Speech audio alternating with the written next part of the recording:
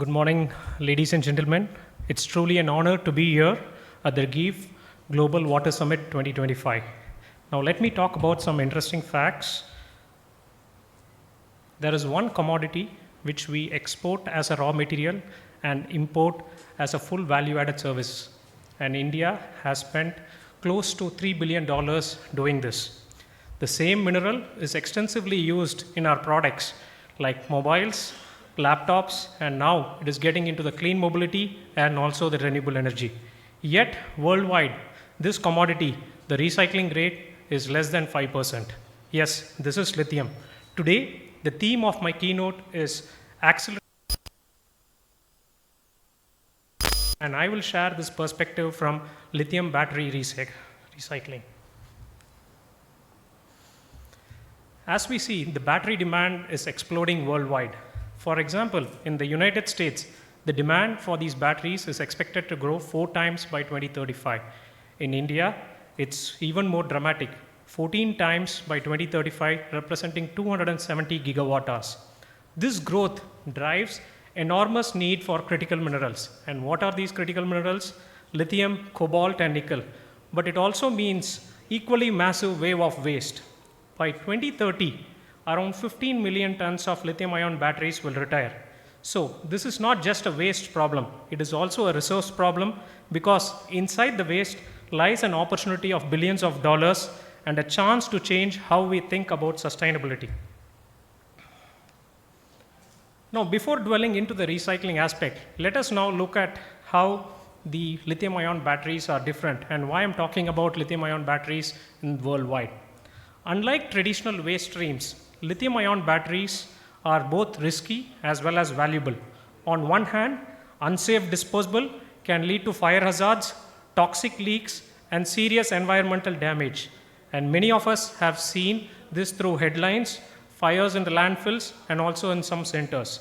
On the other hand, the same batteries contain critical minerals which the world is racing towards to secure.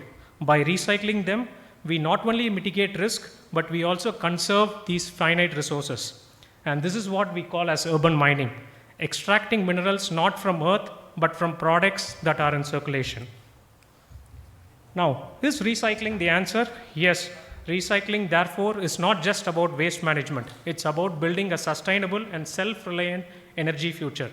For a country like India, recycling can reduce $2 billion of trade deficits just in battery mineral recycle. For United States, for example, the benefits could be even larger, closer to not towards of $15 billion. But beyond economics, what you see, recycling strengthens supply chain resilience, provides immediate access to domestic supply, and environmentally, there are a lot of benefits.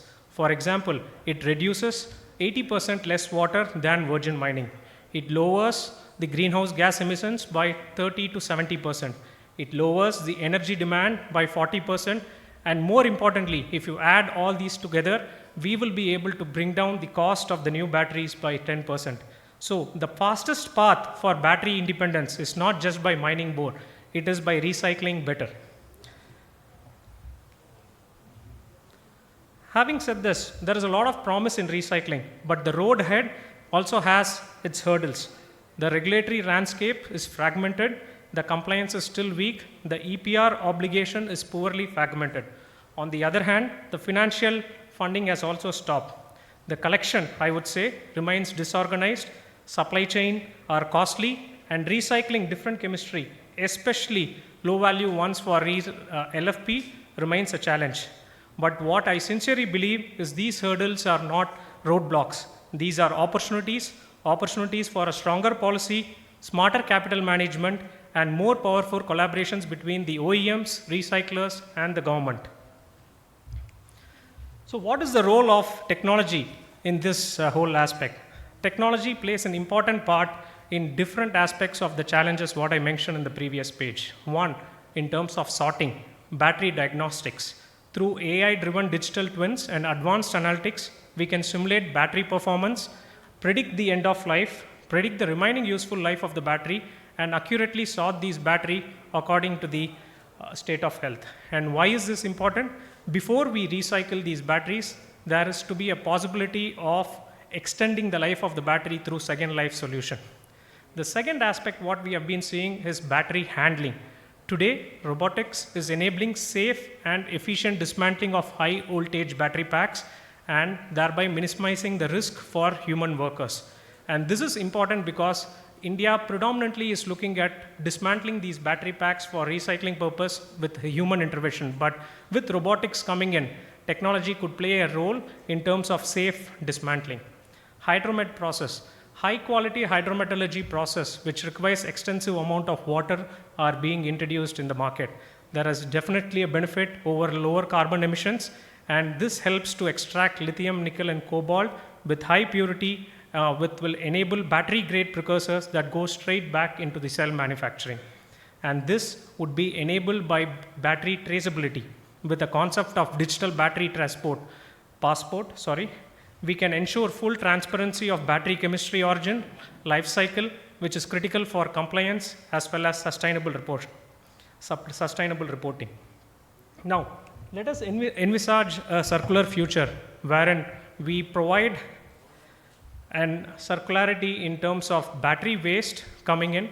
It's been diagnosed through digital tools such as AI-driven models. If the batteries are good, it goes towards second life applications. If the batteries doesn't work, it goes towards the recycling. It is refined through precursor materials and it goes back to the the battery value chain.